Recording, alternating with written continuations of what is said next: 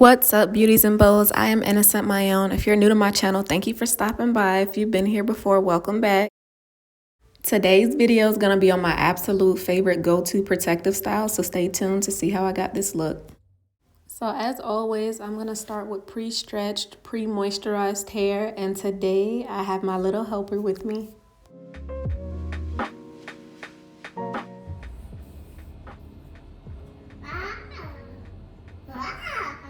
Wow.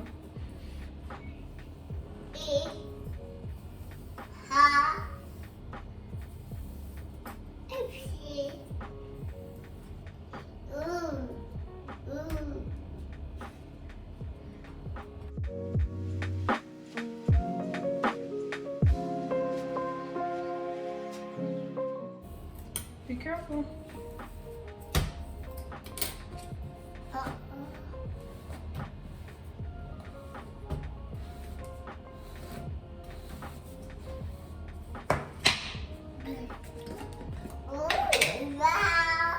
Wow. Do you want to help me? Here, help me. Here. Wow, thank you so much. Thank you. For my parting, I usually just go straight down the middle and I'll add some Shine Jam, the extra hold one, to the part, and I'll go over it a couple of times just to make sure the part is as clean as possible.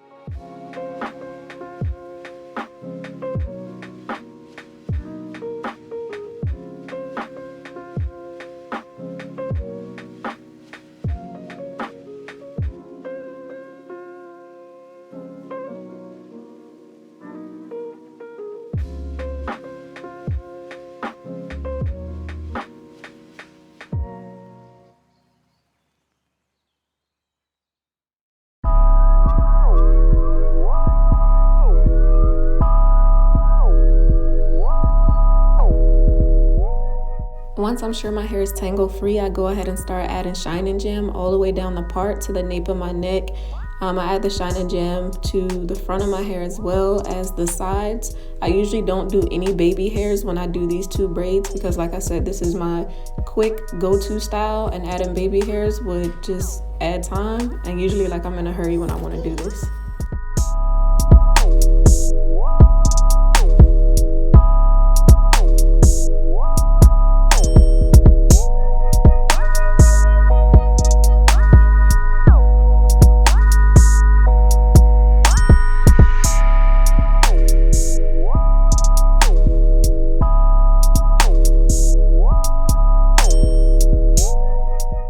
Okay, so I definitely wiped a big chunk of my foundation off when I was gripping my hair, but we're gonna keep it pushing.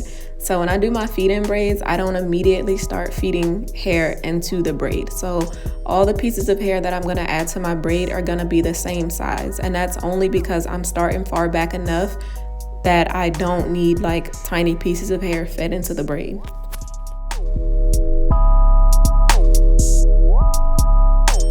I determine when I start feeding hair into the braid based on where my hair starts to naturally thicken as I'm braiding it.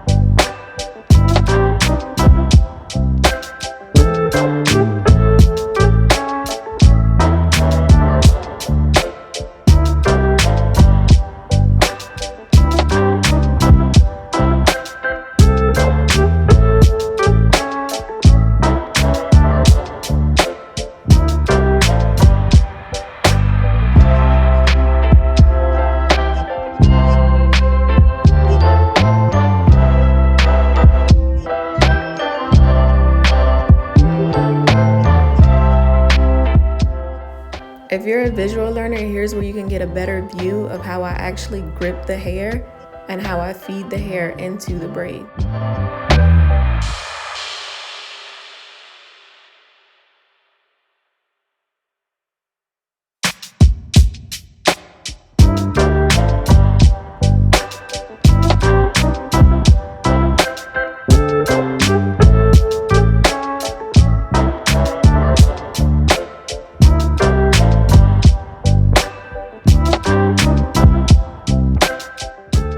At this point, you can see where I'm slipping the weave up underneath my pointer finger, and at that point I'm going to pinch it between my pointer finger and my middle finger, and I'm going to loop it under and around.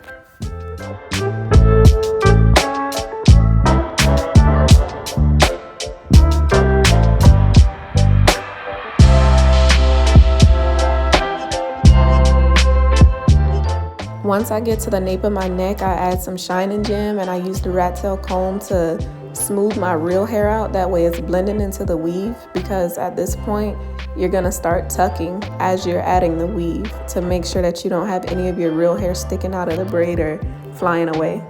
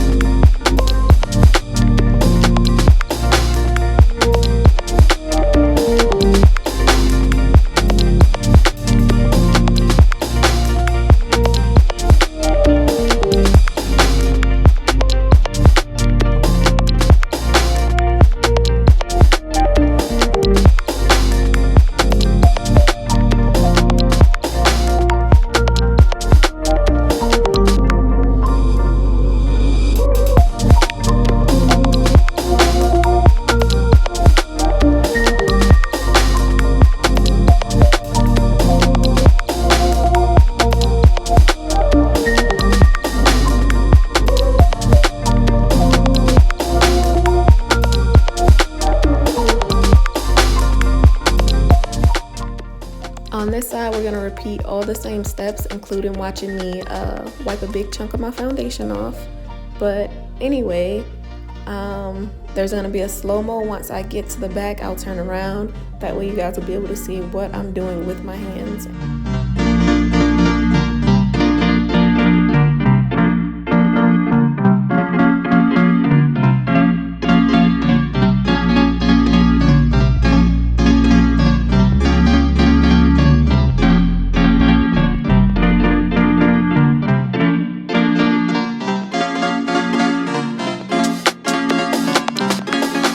When I started braiding on this side, I did start with an overhand grip because I felt like it might be a little easier to see how I'm braiding in the front, and for some beginners this might be an easier way for you to grip the hair and keep control of it. But as I get a little further down the braid, I did switch back to the grip that I was using on the previous braid.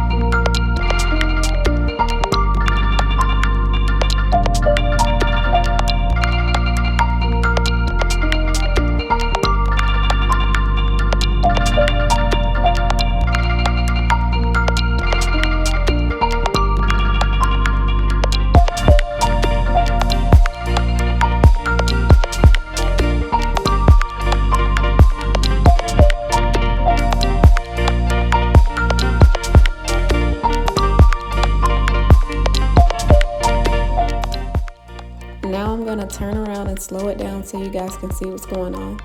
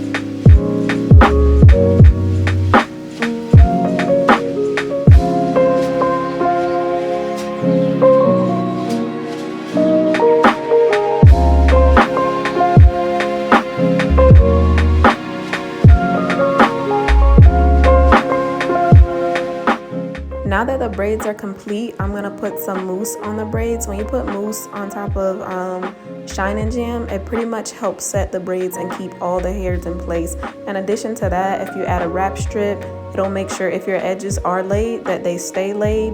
My edges are slicked back right now and I just want to keep all those hairs in place, so I'm going to add a wrap strip as well.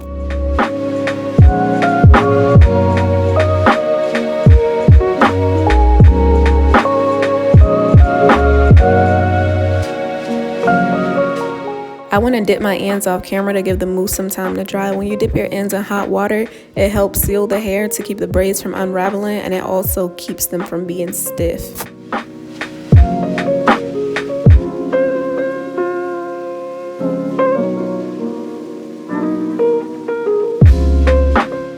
So this is the final look, ladies and gentlemen. If you're here, I appreciate you joining me in 365 days of protective styling. If you enjoyed this video, please give it a like, go ahead and comment, subscribe, hit the notification bell, because like I said in my previous video, I will be doing this all year, protective styling all year in attempts to grow my hair out. And if you want to protective style with me, stay tuned.